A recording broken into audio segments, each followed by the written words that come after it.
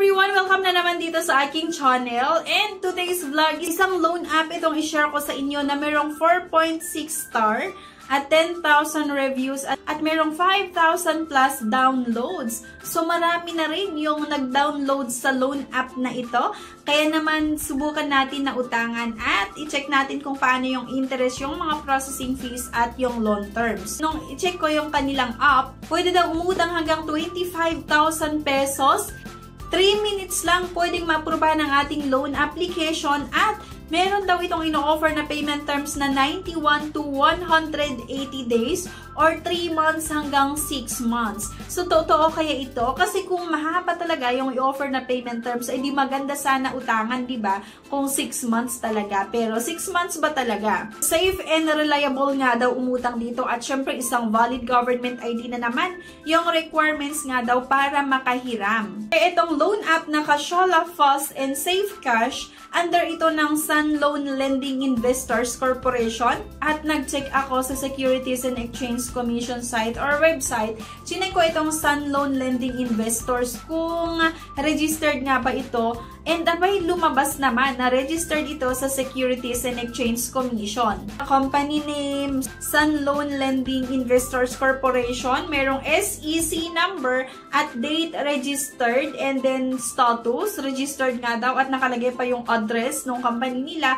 At meron pang secondary license details. Pero kasi mga beshies, hindi porket registered nga sa Securities and Exchange Commission ay okay siya utangan. Kasi based na rin sa naging experience ko, napakaraming loan app yung mga dinownload ko, sinubukang utangan at nag-check sa Securities and Exchange Commission, registered naman. Pero pagdating sa payment ay hindi maganda yung way nila pala ng pagpapautang kasi napakataas yung mga charges at napaka short term lang at kapag due date or nag-post due yung loan application, may mga hindi magandang ma-experience like mayroong kasamang pamamahiya, panghaharas. Kaya naman subukan natin or subukan ko itong Casyola kung okay ba ito magpautang. So, pag uutang nga tayo dito, kapag i-download natin yung app, then i-open, meron itong gustong i-access sa ating cellphone. Like yung camera, yung device, yung location, yung SMS, diba? And para sa akin ha, against ito sa privacy ko. Kasi bakit kailangan yung SMS or we will collect SMS content from your inbox. Diba? So, nakakaloka. Bakit kailangan nilang i-collect yung mga SMS, yung laman ng cellphone ko or yung mga message, diba, sa number ko? And syempre yung location at pati yung device, diba? At yung camera, kailangan nating bigyang permission para i-access nila ang mga ito or para i-collect, process, and i-store daw yung mga to. So, nasa sa inyo pa rin kung utangan nyo ito, pero dito pa lang sa una ay negative na yung loan app na ito sa akin. Pero sige, tinuloy ko pa rin. Ito na nga yung pambungad nila na pwede daw makautang hanggang 25,000 pesos at 3 minutes nga lang daw yung processing time, 91 to 180 days or 3 months to 6 months yung payment terms. At nakalagay pa sa baba itong mga certification nila to operate. At syempre, hindi nawawala yung paglalagay natin ng ating valid mobile number. So, pagka next mo, may mga kailangan tayong sagutan like yung purpose of loan, educational level, number of credit cards kung meron man, residential address, detailed address, maging yung email, job type, yung payroll period, at yung total monthly income. Next nga dito, syempre yung contact references or personal references.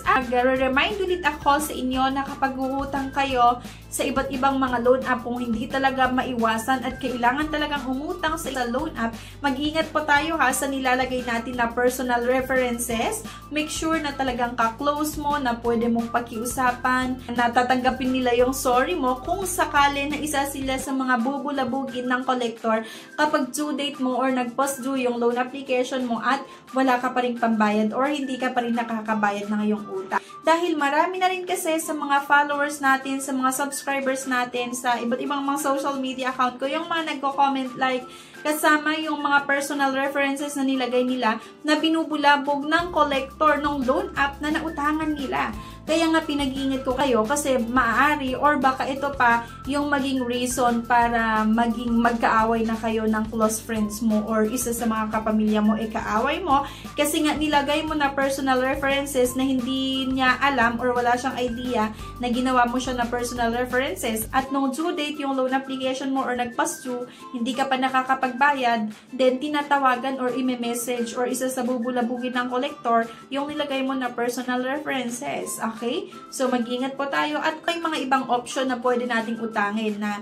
hindi natin kailangang kumapit sa mga loan app. Huwag na kayong umutang kasi talagang negative ang pag-utang sa iba't ibang mga loan app at karamihan sa mga loan shark nga na makikita sa Google Play Store and sa App Store ay nag-offer talaga yan ng mataas na interest, matataas na charges, napaka short term lang. At maliban po doon nga, grabe yung stress na ma-experience natin at mas lalo tayong malubog sa utang. Bago tayo makautang, meron itong facial verification.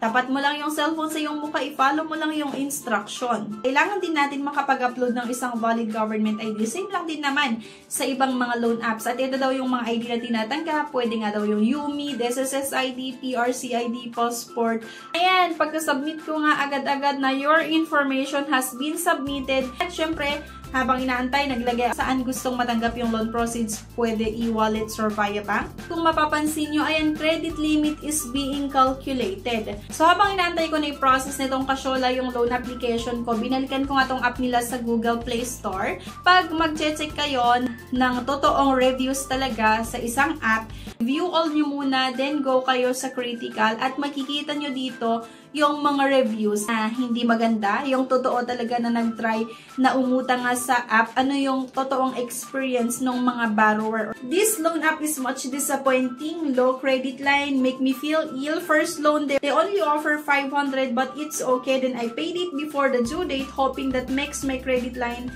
to increase but instead of increasing, this app rejected my application and the credit line is still the same. At sabi pa nung isa, negative star if possible. Akala ko finally, non-high interest and harassing app.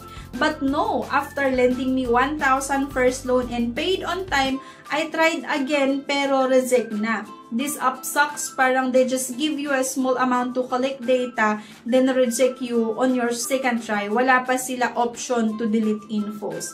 Next, waste of time, doesn't really trying to their service. They just collect your personal data, not recommended. I tried 3 times. It took me 3 attempts just to get a review. And when it's done, it doesn't say anything like application rejected.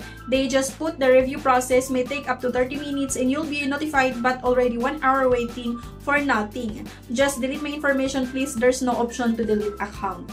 Sabi pa nung isa, so many spam calls. 5 days before due date, the agent at our stations in calls will spam you even you talk to them already. This app is so stressful, not recommended to anyone. They'll destroy your peace. Next, never attempt to apply here. Full of deceit. For 7 days payment terms, on the 4th day, they will start disturbing you to pay. Very disgusting. I paid early. Today, May 15, yet they keep bothering to call, asking for payment. I received about 10 calls already. So, grabe, di ba? Tatatarin ka talaga ng iba't ibang mga calls and text messages ng loan app na ito. At ayon nga sa experience ng ibang umutang, 4th day pa lang ha, hindi pa 7 days.